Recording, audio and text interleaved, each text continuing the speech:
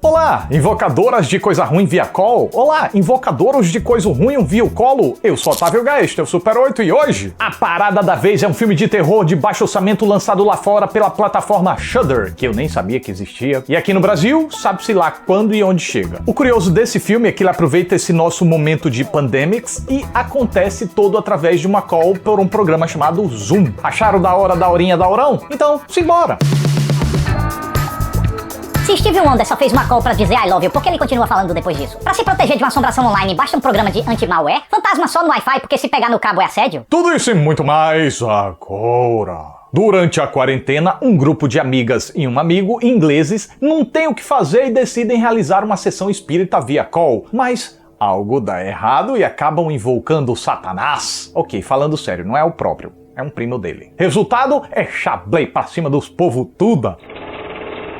Vocês que acompanham aqui o canal já sabem que eu sou fanboy assumido de terror psicológicos. Mas isso não me impede de reconhecer um bom filminho focado em terror físico quando eu vejo. E sim, esse é o caso de Host. A trama não é grandes coisas, mesmo, é simples, direta e objetiva. Mas o filme entrega sustos de primeira pra galera fã desse tipo de filme. É aquele típico terror de shopping center que os jovens iriam se amarrar, só que nesse caso não foi feito pro cinema, foi feito realmente pra ser visto em casa. E nem original a gente pode dizer que é, porque quem já assistiu a Amizade Desfeita deve ter achado essa proposta bem parecida. No entanto, se a gente pode dar a Amizade Desfeita os créditos da criação de assombração via chat online, Host consegue ganhar algum fôlego a mais que o torna algo além de uma cópia barata. Porque é um filminho farofa? É, mas é um filminho farofa arrumadinho. Primeiro, pela pertinência e atualidade do seu contexto. Segundo, por ser um tico mais verossímil do que o seu primo. Pelo menos até a metade. Mas vamos com calma, daqui a pouco a gente chega lá. Estudiosos de cinema dizem que os filmes costumam ser um registro histórico da época em que foram produzidos. E certamente ainda vão vir muitos filmes sobre esse momento que a gente está vivendo agora. E esse é um exemplar curioso de gênero que pode até garantir o seu espacinho como um dos precursores refletindo esse momento. Não que se aprofunde muito no assunto, porque, como eu já dei a entender, não se aprofunda em nada sério demais, mas ao menos incorpora divertidamente algumas características desse contexto. Pois, nesse tempo em que a gente precisou se entrancar em casa, alguns já desistiram, mas eu continuo preso, a falta do que fazer afetou muita gente que teve que desenvolver novos hábitos e atividades para ocupar o tempo e afastar a ansiedade. Então, quando os nossos heróis decidem fazer uma sessão espírita online, a gente facilmente entende o sentimento. Estão cavando qualquer coisa que tire eles da rotina. E foi com muita satisfação que eu me deparei com uma introdução muito bem realizada em sua tentativa de preservar uma fidedignidade. Algo essencial para que a gente consiga se identificar e embarque na proposta. Afinal de contas, está pegando um momento bem realista da nossa atualidade. Não sei se por marketing ou se foi real mesmo, mas dizem que o filme foi conduzido todo à distância. E bom, se foi o caso, parabéns, porque parece tudo bem alinhadinho dentro da proposta. As moças e o rapaz, além de bons de trampo, estão muito bem ensaiadinhos para parecerem íntimos e fazerem com que os diálogos e as piadas internas fluam com naturalidade, sem exposições desnecessárias. O filme começa com eles conversando sobre a parada que vão fazer, mas não entra em detalhes, não fica dando beabá pra gente. O roteiro entende que uma já sabe do que a outra tá falando e evita ficar desenhando pro público entender. Deixa rolar e as coisas vão acontecendo e a gente consegue captar. E as conversas, até quando elas se atropelam, soa realista sem ficar destrambelhado, como geralmente acontece numa chamada do Zoom com tanta gente. É uma conversa meio naturalista, mas cada personagem ganha o seu espacinho pra falar o seu textinho e tal, sem ficar muito artificial, nem ficar atropelado. Fica bem equilibradinho. Outro ponto positivo é que o diretor e o elenco também se saem bem em estabelecer diferenças entre as personagens. São pequenas, mas o suficiente para que a gente consiga diferenciar cada uma delas. E para que o roteiro possa explorar o terror a partir das diferentes reações que cada personalidade teria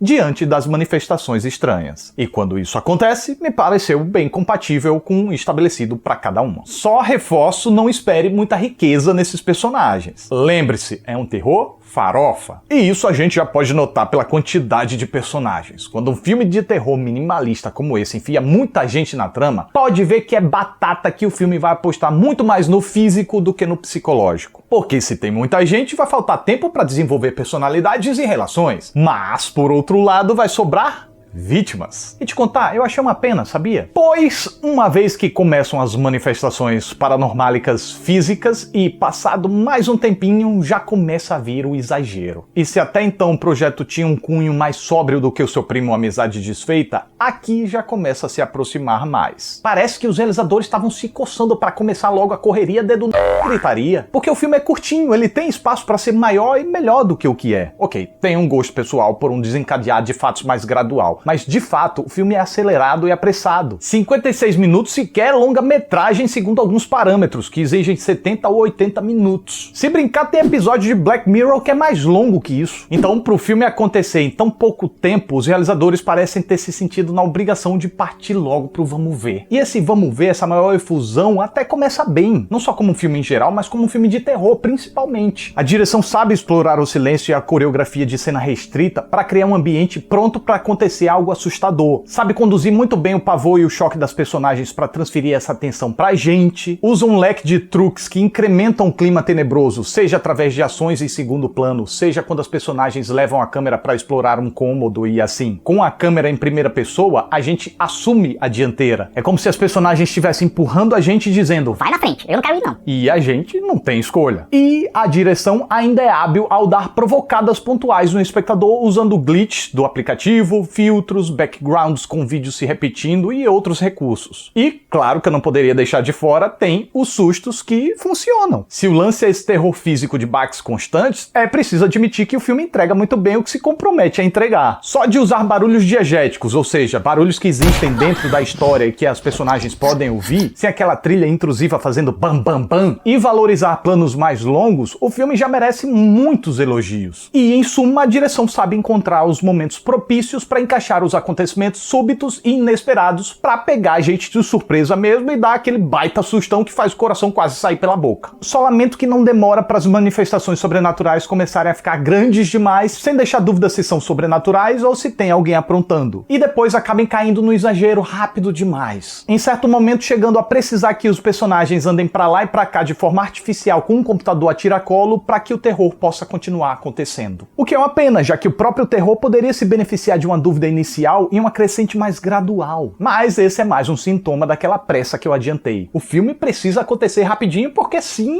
é isso aí. Pelo que eu vi aqui, não creio que seja por falta de ideia ou capacidade dos realizadores para criar uma maior substância. Inclusive, a princípio, eu achei até que fosse para caber na duração máxima de uma chamada do Zoom, que eu achei que fosse de 60 minutos, mas não é, de 40 minutos, e o filme acaba ultrapassando isso. Talvez foi o que quiseram dar a entender, até porque nos minutos finais a gente vê a contagem regressiva da plataforma e a chamada se encerrando. Mas aí eu penso, se tomaram essa liberdade criativa de passar dos 40 para quase 60 minutos, poderiam muito bem estender essa liberdade para 1h20, 1h30. Talvez essa pressa narrativa também reflita uma pressa da produção para lançarem logo essa ideia ainda durante a pandemia e antes que mais alguém lançasse algo parecido. O que pode até ter sido também uma exigência da plataforma Shudder, na qual o filme foi lançado. E eu sei bem que isso é real, porque não sei se vocês sabem, mas eu participei da primeira série brasileira exclusiva da Netflix. A Toca era o nome, e o prazo que eles deram foi minúsculo. Ainda bem que saiu do ar, porque a pressa realmente comprometeu a qualidade final e nem a gente gostou tanto assim do resultado. E, gente, como eu disse, não é só questão de esticar o filme gratuitamente, mas porque ele realmente careceu de uma maior substância, de um desenvolvimento que deixasse a progressão mais bem dosada e não tão acelerada e tão atropelada. O que, no final das contas, deixa as coisas mais artificiais do que elas queriam parecer. E o problema disso é que, pelo menos no meu caso, mesmo eu sendo capturado pela proposta,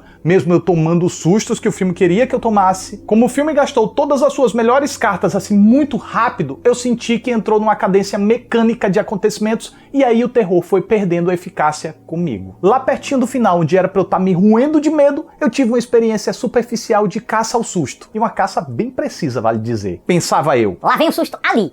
Dito e feito. E para um filme de terror cuja grande atração são os sustos, se tornar previsível acaba sendo um pecado mortal. Porque para assustar você tem que surpreender. Mas infelizmente quando se aproxima do final, o filme corre um grande risco de perder boa parte do seu efeito porque já gastou a maior parte do seu trunfo. Ainda assim, não quero ser injusto. Host É um filme daorinha. Oferece uma experiência que não tem a pretensão de ser profunda e se dedica a entregar uma diversão expressa de terror pop. E mesmo que acabe se apressando no uso das melhores cartas, como é um filme acelerado, não dá pra sentir o tempo passar. E se você não se entusiasmar muito, pelo menos não vai perder muito tempo.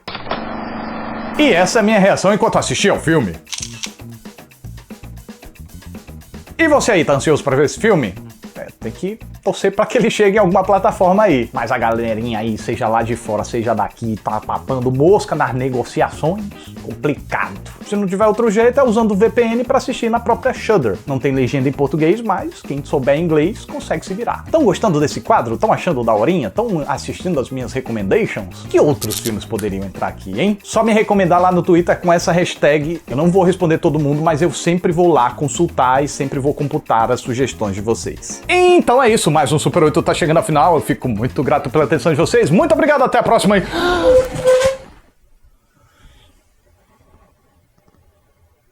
Ai, mamãezinha.